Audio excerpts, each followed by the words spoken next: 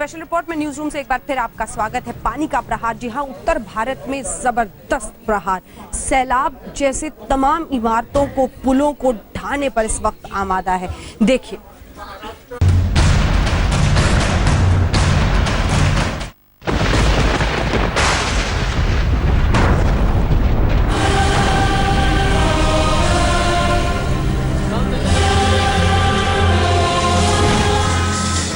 एक स्कूल भर भरा कर गिर गया।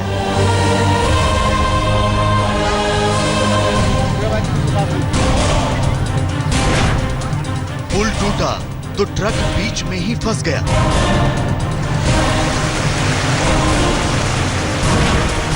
बाढ़ के पानी में बांध बह गया।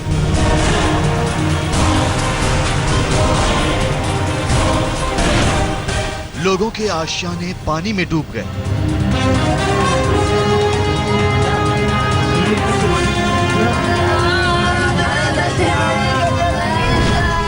मकान की छत गिरी और मातम पसर गया। आजादी के 70 साल बाद भी बेबसी की बानगी इन तस्वीरों को देखकर कोई भी सोचने को मजबूर हो जाए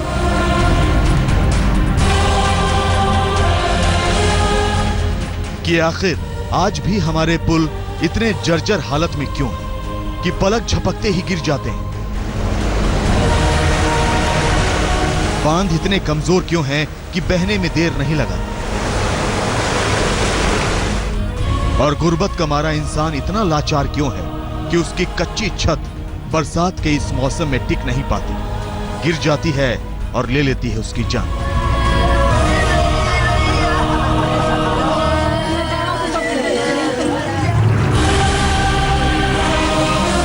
मानसून मौत बनकर बरस रही है। नदियों का पानी उफान मार रहा है और इसकी जद में उत्तर प्रदेश से लेकर बिहार के ज्यादातर इलाके आ चुके हैं। हालात बद से बदतर होते जा रहे हैं और प्रशासन मानो सोया हुआ है। मदद की बात तो छोड़िए, लोगों का हाल जानने की भी जहमत नहीं उठा रहा। सबसे पहले देखिए कैसे उत्तम प्रदेश यानी उत्तर प्रदेश इन दिनों बाढ़ का दंश झेल रहा है। ये नजारा है पूर्वी उत्तर प्रदेश के चंदौली के चकिया इलाके का, जहां के बहेलियापुर जलाशय का तटबंध तेज रफ्तार पानी में बह गया। बांध का पानी देखते ही देखते गांवों तक पहुंच गया। घर, मकान, खेत खलिहान सब पानी में समा गए। साहब, ये 12 बजे रात को बांध टूटा है। आए 5-6 रोज पहले से अधिकारी लोग को हम लोग कह रहे थे कि देखिए साहब, ये बांध टूटने वाला है। वो लोग हम लोग को नहीं सुने। प्रशासन मदद को नहीं पहुंचा तो गांव वाले करें क्या बेचारे। हाथों में फावड़ा और सब्बल लिए सड़क तोड़ने लगे ताकि गांव में घुसा पानी बाहर निकले और वो राहत की सांस ले सके। सर, ऐसा कि बहेलियापुर जो बांध टूट गया है और सारा पानी हमारे गांव में चला आया सर, और उसमें हमारे गांव में सब घर में पानी घुसने लगा सर। इसलिए हम लोग ये सड़क को काट के और पानी की निकासी कर रहे हैं। गोंडा में घाघरा नदी अब भी शांत होती नजर नहीं आ रही। खतरे के निशान से 20 सेंटीमीटर ऊपर बह रही है। तस्वीरें देखिए कैसे गांव के गांव पानी में समाये हैं। चारपाई, तखत सब पानी में, और उसके ऊपर बैठे लोग तबाही का ये मंजर देखने को मजबूर हैं। गोंडा जिले के 14 गांवों के 13,000 से ज्यादा लोग बाढ़ प्रभावित हैं। 1.5 हेक्टेयर में फैली फसल बर्बाद हो चुकी है। प्रशासन रेस्क्यू के लिए 62 नावें लगाने का दावा कर रही है, लेकिन हकीकत बाढ़ में फंसे गोंडा जिले के लोगों से पूछिए, जवाब खुद ब खुद मिल जाएगा। बाढ़ आई गई है यहाँ पे। हम सुबह कक्षा पर यहाँ बिता रहे हैं, लड़के बच्चे लेके कहाँ अपन चले जाएंगे। खाना पीना का क्यों गए हैं, कोनो सुविधा ही नहीं है। अलीगढ़ मुख्यालय से 30 किलोमीटर दूर शिवाला के करीब बने इस पुल का एक हिस्सा अचानक भरभरा कर नहर में जा गिरा और टूटे हुए पुल से गुजरता ट्रक फंस गया। देखिए कैसे अनाज से भरा ये ट्रक टूटे हुए इस पुल पर अटका हुआ है। पीछे के 8 पहिए नीचे नहर की ओर झांक रहे हैं और अगला हिस्सा हवा में। और तो और पुल के आगे पीछे फंसे लोग इसी ट्रक को पकड़कर पुल भी पार कर रहे हैं। पुराना पुल है, बहुत ज्यादा हालत बहुत खराब थी इसकी, टूटा हुआ है। इस पर पहले भी हादसा हो चुके हैं। लगातार बारिश और उफनती नदियों ने उत्तर प्रदेश से सटे बिहार में भी लोगों का जीना मुहाल कर रखा है। जान आफत में पटना के नजदीक मनेर की यह तस्वीर जल प्रलय की बानगी है। देखिए कैसे चंद सेकंड में सालों से खड़ी स्कूल की ये इमारत सैलाब की भेंट चढ़ गई। गंगा का तेज कटाव इसे अपने साथ बहा ले गया। बिहार के मुंगेर में भी हालात बद से बदतर होते जा रहे हैं। गंगा का बढ़ता जलस्तर खतरे के निशान को छूने के लिए मचल रहा है, तो धरहरा, जमालपुर और बरियारपुर पंचायत में आने वाले गांवों के लोग खौफजदा हैं। घरों में पानी भर गया है तो खाने पीने की किल्लत भी हो रही है। यहाँ के बाशिंदे बाढ़ से त्राही त्राही कर रहे हैं। मेरा गांव डूब गया। हाँ। उसमें आने जाने वाला बच्चा एक डूब गया। अब कोई देखने वाला नहीं, 4 दिन से खाना नहीं बना है।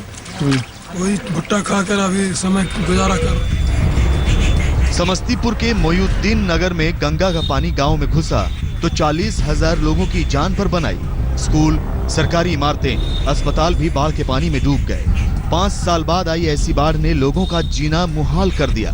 सरकारी मदद के अभाव में लोग अपनी मदद खुद ही कर रहे हैं।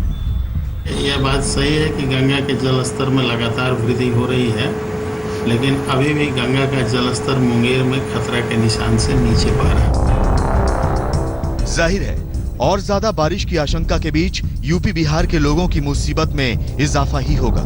ऐसे में वक्त रहते प्रशासन की मदद भी नहीं मिली तब तो फिर भगवान का ही भरोसा है। आज तक ब्यूरो।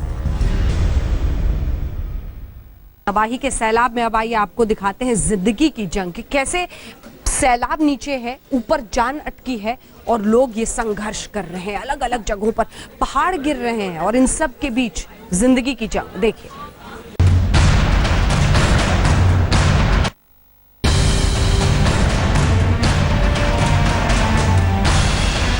तस्वीरें उत्तराखंड की हैं।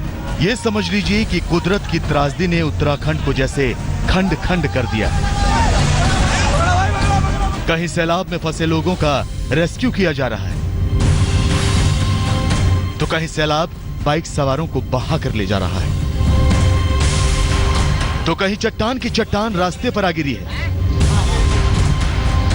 घरों में सैलाब घुस चुका है, घर बार ध्वस्त हो चुके हैं। बाढ़ और बारिश ने जिंदगी पर जोरदार धावा बोला है।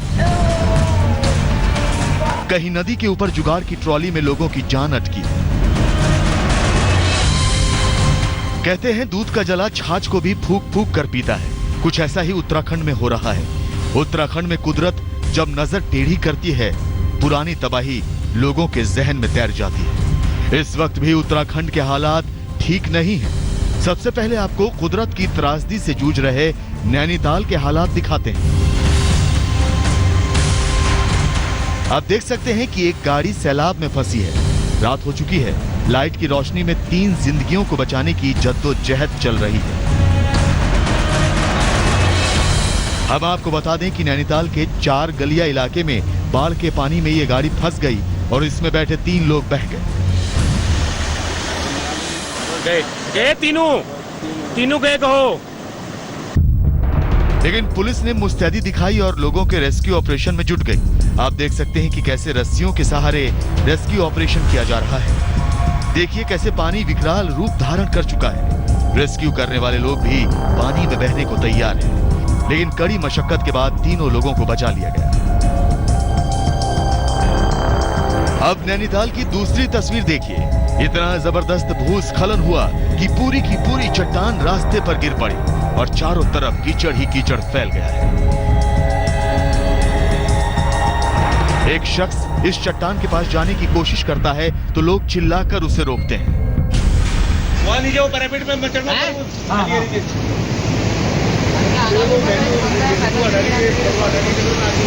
इसको तो कुछ नहीं जाएगा है, ये तो कुछ नहीं हिलेगा। अब इसी को हिलाने का है और उधर से गिरेगा, वो चटक रहा है वो। ये तस्वीरें नैनीताल हल्द्वानी हाईवे की हैं। इस हाईवे को नैनीताल की लाइफलाइन माना जाता है। भूस्खलन में पूरा पहाड़ नीचे आ चुका है। ये आप अपने सामने जो देख पा रहे हैं ये बहुत बड़ा स्लाइड, बल्कि पूरा पहाड़ NH87 पे आ गया है। किलोमीटर 98 पे है और इसमें अब मौके पे पोकलेट मशीन आ चुकी है जो काम कर रही है। आप देख सकते हैं कि कैसे सैलाब जिंदगी पर धावा बोल रहा है। आपके सामने सैलाब की 2 तस्वीरें हैं। पहली तस्वीर में आप देख सकते हैं उफनते दरिया को पार करने के चक्कर में 2 बाइक सवार डूबते बचे। और ये है दूसरी तस्वीर जिसमें एक बाइक सवार सड़क पार करते वक्त बाढ़ में बह गया। लोगों ने किसी तरह से उसकी जान बचाई। तस्वीरें हरिद्वार के राजाजी नेशनल पार्क के पास की हैं। यहाँ भारी बारिश से नदी नाले उफन रहे हैं। सैलाब बाइक सवारों पर कहर बनकर टूट रहा है। सैलाब में जिंदगी के संघर्ष की ये तस्वीरें वाकई रोंगटे खड़े कर देने वाली। अब इन तस्वीरों को भी देखिए। घरों में पानी भरा है, लोग ऊपरी मंजिलों पर चले गए। घरों में कीचड़ ही कीचड़ भर गया। मकानों की रेलिंग टूट गई है, घर बार ध्वस्त हो चुके हैं। पिथौरागढ़ में मूसलाधार बारिश से भयंकर भूस्खलन हो रहा है। फिर मकान डूबे हैं और पहाड़ों से आ रहा कीचड़ घरों की समाधि बना रहा है। इलाकों में लोग दहशत में हैं, अपने घरों में जाने से डर रहे हैं। 15 दिन से शुरू हो गया था। रात को तो बिल्कुल हम सो नहीं पाए। रात को डर लग रहा था कहीं और ज्यादा भूस्खलन होता है तो मकान पूरा जाता है। खौफ और खतरे के बीच जब ये ट्रॉली नदी के ऊपर से गुजरते हुए जाती है, अचानक ये रास्ते में रुक जाती है। आप देख सकते हैं इस ट्रॉली में स्कूल के बच्चे हैं और कुछ बड़े लोग भी बैठे हुए हैं। ट्रॉली खचाखच भरी है। जैसे ही ट्रॉली रुकती है, लोगों की सांसें अटक जाती हैं। नीचे सैलाब, ऊपर खतरे में जान। मौत जैसे झपट्टा मारने के लिए बेताब है। 1 घंटे तक ट्रॉली में फंसे लोग जिंदगी और मौत के बीच झूलते रहे। दहशत का ये मंजर देखकर गांव वालों की जान निकलने लगती है और लोगों में आक्रोश बढ़ने लगता है। फिर जिला प्रशासन की निगरानी में रेस्क्यू ऑपरेशन चलाया जाता है और बड़ी मशक्कत के बाद पुलिस मंदाकिनी नदी के ऊपर फंसी ट्रॉली से लोगों की जान बचाती है। हम इसलिए बहुत परेशान है। 4 साल हो गए, सारी जगह पुल लगे, यहाँ पे पुल नहीं लगे। हमारे ना पानी की व्यवस्था है, ना आने जाने की व्यवस्था है। उत्तरकाशी के भटवाड़ी विकास खंड के गांव में भारी भूस्खलन के चलते 80 परिवारों की जान खतरे में है। रात में जैसे ही बारिश होती है, सारे गांव वाले खौफ से एक जगह इकट्ठा हो जाते हैं। नैनीताल से लीला सिंह बिष्ट के साथ आज तक ब्यूरो। पानी की तबाही से लड़ता इंसान। इस बीच आइए आपको मध्य प्रदेश लिए चलते हैं। मध्य प्रदेश, राजस्थान, जबरदस्त परेशानी का सामना लोग कर रहे हैं। सड़कें अब जैसे नदी बन चुकी हैं और राजस्थान में इस बार जिस तरह का जल तांडव देखा जा रहा है, नजर डालिए।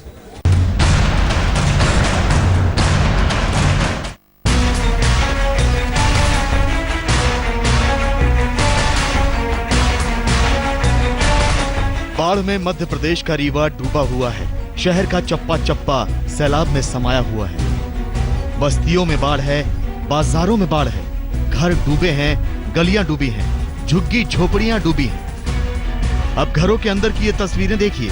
सोफे पानी में तैर रहे हैं, घर का सारा सामान बाढ़ के पानी में तैर रहा है। और अब इस तस्वीर को भी देखिए। सैलाब ने सड़क को 2 हिस्सों में बांट दिया है, यानी आने जाने का रास्ता नहीं बचा। अब आपको इस सैलाब की असलियत बताते हैं। एक तो मूसलाधार बारिश और ऊपर से जिले में बाण सागर परियोजना बांध के गेट खोले जाने से रीवा पानी पानी हो गया है। हालात ये हो गए हैं कि कहीं भी धरती का नामो निशान नहीं बचा है। पूरा मलमा आगे पूरा पट गया, पानी ऊपर आ गया पूरे रोडों में। लोगों के घर में 6-6 फीट पानी भरा हुआ है। रीवा शहर में सिरमौर के आसपास और त्योथर क्षेत्र में बाढ़ की स्थिति निर्मित हुई है। लगातार हम लोग स्थिति पर नजर बनाए हुए हैं। काफी हमारे जो ग्रामीण क्षेत्र से लोगों को रेस्क्यू भी किया गया है। और अब राजस्थान के बाड़मेर में बाढ़ का कहर भी देख लीजिए। यहाँ लूणी नदी में बाढ़ आई है।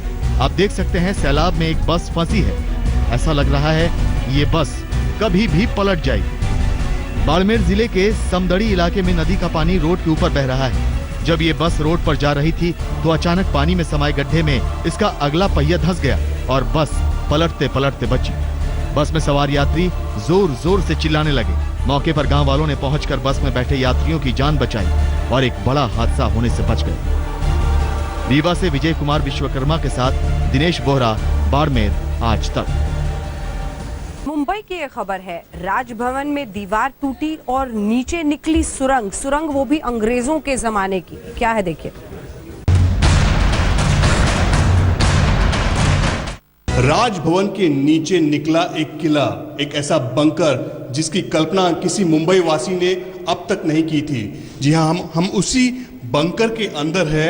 यदि आप देखें तो इसकी तस्वीर पहली बार आपको आज तक भी दिखाई देगी, जिसमें साफ तौर पे दिखाई देगा कि ब्रिटिश साम्राज्य में जिस तरह से एक अपनी सुरक्षा की व्यवस्था की थी, कि यह भी कह सकते हैं कि मुंबई को सुरक्षित रखने के लिए उस समय तकरीबन हम 1700 की बात करें या 1800 साल की बात करें, तब ब्रिटिश साम्राज्य ने इस तरह का एक सब बंकर तैयार किया था कि जिसकी कल्पना किसी ने नहीं की थी, लेकिन वो अपने आप को सुरक्षित रखते थे।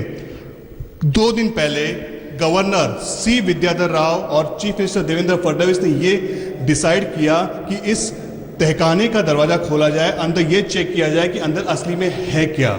और जैसे ही वो अंदर घुसते हैं उनकी आंखें फटी की फटी रह जाती है, क्योंकि ये पूरा तकरीबन 5000 स्क्वायर फीट, ये तो एक अनुमानित आंकड़ा बताया जा रहा है, लेकिन ये बहुत ही ज़्यादा इसका वर्ग होगा, एरिया होगा कि ये इतना लंबा फैला हुआ ये पूरा बंकर है जो ब्रिटिश उस समय अपने हथियार, हथगोले और तमाम जो एक आर्म्स और एम्यूनिशन होते हैं उसको यहाँ रखते थे, स्टोर करते थे और समुद्री रास्ते से वो बाहर निकालते थे अपने स्ट्रैटेजिक लोकेशंस पर। और इसी के साथ स्पेशल रिपोर्ट में न्यूज रूम से इतना ही, लेकिन देश दुनिया की बाकी खबरों के लिए आप देखते रहिए आज तक।